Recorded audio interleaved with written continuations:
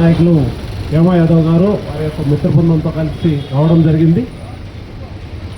ఈ కార్యక్రమం యొక్క ముఖ్య ఉద్దేశం గత 3 రోజుల నుంచి కూడా వైఎస్ఆర్ కాంగ్రెస్ పార్టీ రాష్ట్ర వ్యాప్తంగా 175 నియోజకవర్గాల్లో ఈరోజు ఈఎస్ఐలో జరిగినటువంటి అవకతవకల మీద పూర్తిగా ఉద్యమం చేపట్టడంతో పాటు ఒక స్థాయిని మించి దీంట్లో ముఖ్యంగా దాదాపు వైఎస్ఆర్ కాంగ్రెస్ పార్టీ జగన్మోహన్ రెడ్డి గారు నిర్మించినటువంటి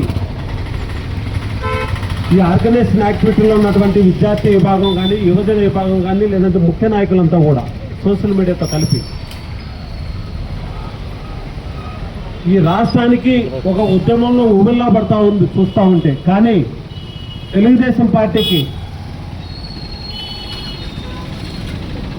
దున్నపోత మీద వానబడినట్లు నిమ్మక నీరెత్తినట్లు ఉన్నది.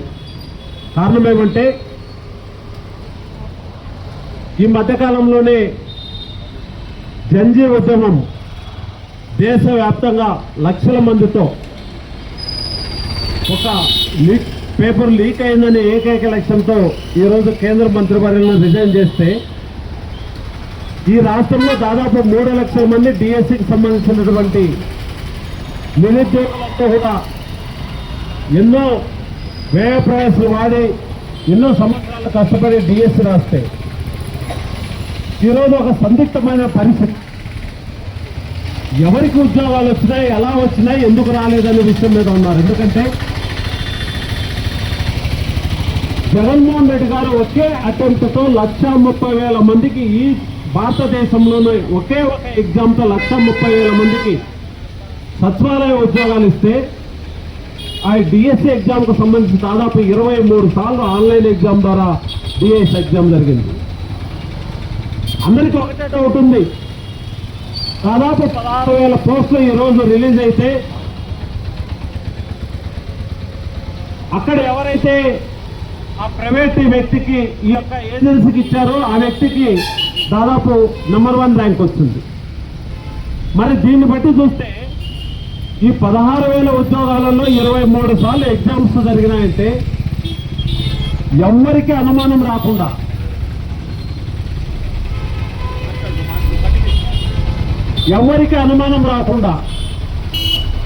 ప్రతి ఎగ్జామ్కి కూడా దాదాపు ఒక 100 మందికి ఇండైరెక్ట్ గా పేపర్ లీకేజ్ చేసేసి దాదాపు ఈ రోజు సుమారు 2,000 నుంచి 2,500 ఉద్యోగాల వరకు పూర్తిగా పేపర్ లీకేజ్ ద్వారా ఉద్యోగాలు పొందినారని తెలుస్తూ ఉంది. ఈరోజు ఈ కార్యక్రమానికి మన జిల్లా పరిశీలకులు మాజీ ఎమ్మెల్యే గవర్నర్లు రమేష్ కుమార్ రెడ్డి అన్న గారిని రావాల్సిందిగా కోరుతున్నాం.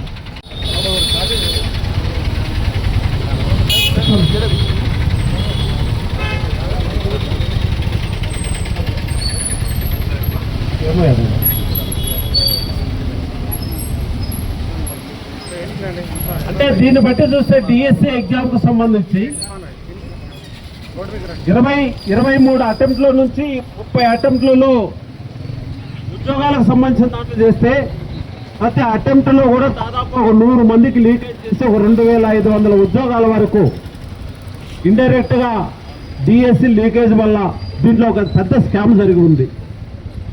దీన్ని ఒకటే తెలియజేస్తున్నాం, నిజంగానే నిజాయితీ ఉంటే లోకేష్ బాబు ఇమీడియట్ గా రిజైన్ చేయి, సిబిఐ ఎంక్వైరీ ఇచ్చుకో. తర్వాత నిజంగానే ఏమీ జరగలేదంటే మళ్ళీ నీకు విద్యాశాఖ మంత్రి పదవి నీకు ఎక్కడ ఉంటుంది. 100% సిబిఐ ఎంక్వైరీ చేస్తే ఊసలు లెక్క పెట్టాల్సింది గ్యారంటీ ఏకైక లక్ష్యంతో ఈరోజు ఎంక్వైరీ వేయలేదు. ఎందుకంటే కళ్ళ ముందర తెలుస్తూ ఉంది. గోల్డ్ మెడల్ లిస్ట్ వచ్చిన వ్యక్తికి నాకు ఉద్యోగం ఇవ్వలేదంటే నువ్వు గోల్డ్ మెడల్ అని రాయలేదు, కింద సిల్వర్ మెడల్ రాసినారని చెబుతారు. కడుపుకు అన్నం తినే వాళ్ళు మాట్లాడే ఒకసారి ఆలోచన చేయండి. డిఎస్సి పాస్ అయి చదివిన తర్వాత తన యొక్క స్కూటీలో పూర్తిగా అతనికి జాబ్కు అపాయింట్మెంట్ ఆర్డర్ ఇచ్చేసి నువ్వు ఖచ్చితంగా జాయిన్ కావచ్చని మళ్ళీ చూస్తే నువ్వు సిల్వర్ మెడల్ అంటారు. ఫస్ట్ ర్యాంక్ వచ్చిన వ్యక్తికి ఈ రోజు నీకు ఉద్యోగం లేకుండా నెక్స్ట్ మళ్ళీ లిస్ట్ మార్చేసి మళ్ళీ ర్యాంకులు ప్రకటిస్తారు. అంటే ఎంత ఈజీ అయిపోయింది.